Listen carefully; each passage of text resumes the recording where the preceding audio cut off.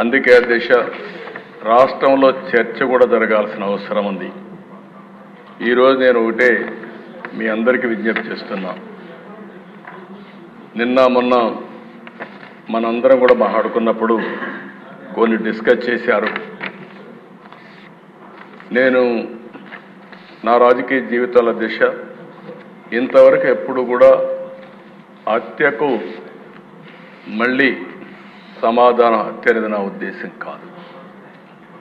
ఎప్పుడైతే కక్షకు మనం పోతామో అక్కడి నుంచి ఇది రావణాసుడి కష్టమారిగా తయారవుతుంది.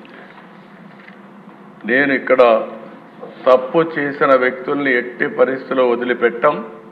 తప్పు చేసిన వాళ్ళని చట్టపరంగా శిక్షిస్తాం, దాంట్లో సందేహమే లేదు.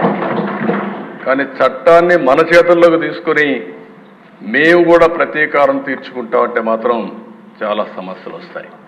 నేను అందుకే ఇక్కడే మెంబర్స్ అందరినీ ఒకటే కోరుతున్నా, రాష్ట్రంలో హింసకు తావులేదు.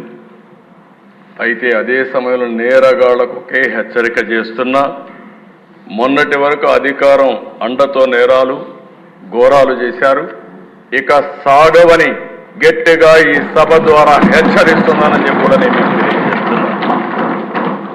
రాజకీయ ముసుగులో నేరాలు చేయడం, ఒకప్పుడు తీవ్రవాదుల సమస్య చాలా ఈజీగా పరిష్కారం చేశాం. ముఠా నాయకుల సమస్య నాకు కొద్దిగా ఇబ్బంది కలిగింది. ఎందుకంటే ముఠా నాయకులు అన్నప్పుడు అధ్యక్ష అవతల వాళ్ళు ముఠా నాయకులు అండలు తీసుకున్నప్పుడు యువతల వాళ్ళు కూడా కొద్దిగా గట్టిగా లేకపోతే పోటీ కూడా ఇవ్వలేమని ఫైట్ చేసేవాళ్ళు.